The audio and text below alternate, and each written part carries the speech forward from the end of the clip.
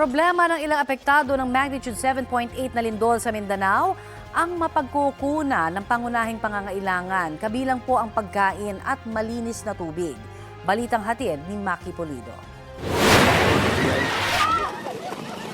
Takbuhan ng mga residente pagdating ng relief goods sa Barangay Tango sa Glan, Sarangani. Dinumog ang inihatid na tubig at bigas. Ay, salamat kaya ng pagkaon. Pang-apat na araw ng hirap ang mga residente sa mga pangunahing pangangailangan. Ito po ay ilang araw nyo nang hawak? Dalawang araw, ma'am. Yan lang po, pagtsagaan na lang po, ma'am. Basta mabasa na lang yung bibig namin sa tubig, okay na sa amin. Diretso ng biyahe mula General Santos City hanggang poblasyon ng Glan, Sarangani matapos magdamagang ayusin ito ng DPWH. Nakatawid na hanggang sa poblasyon ng Glan ang 5 truck ng DSWD na may dalang relief goods. Pero may mga residenteng humihingi pa rin ng tulong sa gilid ng kalsada. Hindi naman daw kasi sila makapunta sa poblasyon dahil wala ng gas sa mga motorsiklo nila at masyadong malayo para lakarin. Aabuti naman ng 100 pesos ang balikang pamasahe. Kailangan po namin yung tubig. Yung deep well po, ang lumalabas ay putik na. Yung mga barangay captains natin nagpuntahan na. So we have started already distributing relief goods to the barangays. Partially opened na ang isang bahagi ng highway na landslide kaya na-isolate mula sa poblasyon ang 8 barangay. Bago yan, kailangang maglakad sa mabatong baybayin para malampasan ang landslide at maabot ang 8 barangay. Binuhat ang ilang motorsiklo para maitawid. Kung low tide daw, tulad ngayon, ay malalakaran ito ng mga residente na gustong malampasan yung landslide dun sa may kalsada. Kaya pagka low tide ay sinasamantala nila yung panahon para may tuloy yung kanilang biyahe.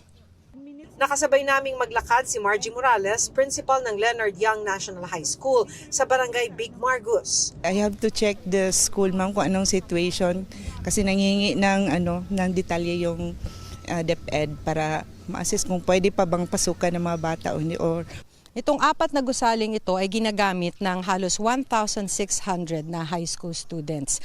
Pero sa obserbasyon ng mga guro ay bahagyang lumubog yung 4 na gusaling ito, kaya medyo tabingi. Kaya sana raw ay magsagawa ng inspeksyon ng isang structural engineer para makita kung ligtas pa ba na gamitin ito ng mga estudyante. Sa Barangay Small Margus, mahigit 200 bahay ang gumuho kaya di na matirhan, karamihan sa gilid ng dagat, ayon sa kapitan ng barangay. Ang ilan, mga trapal ang ginamit na pansamantalang silungan. Ang kuryente nito wala na, okay lang yun. Kahit matagal pang kuryente, yung pagkain lang, tubig at sa kamadaanan namin ang mga bahay sa mga tao na tinitirahan. Walang mapagkakitaan ang maraming residente. Na landslide ang marami sa kanilang mga tanim sa bukid at hindi makapaglayag ang mga mangingisda. Ang fuel, ma'am, hindi na makapasok dito, ma'am. Kaya mangingisda namin, ma'am, kailangan ng fuel kay sa makina, walang fuel. Kahit ngayon, ma'am, mga motor namin standby na kaya wala na nagbinta ng wala na, hindi man makapasok. Dahil wala pang nakakarating na tulong, naitatawid daw nila ang mga hamon dahil sa bayanihan. May pananghalian ng pamilya ni Zerley dahil binigyan siya ng ulam ng kanyang kapitbahay. Bandang hapon, sinabi ni Mayor James Yap na madaraanan na ang isang lane ng highway, kaya masisimulan na rin ang paghatid sa kanila ng tulong. So yung kapitan doon papunta na rin dito para kumuha na rin ng relief good nila. Ayon sa DSWD, mahigit 80,000 pamilya ang apektado ng lindol sa mahigit 300 barangay. Tumulong ang Philippine Air Force sa pag-airlift ng tulong sa mga lugar na hirap abutin gaya ng Glan at Balut Island.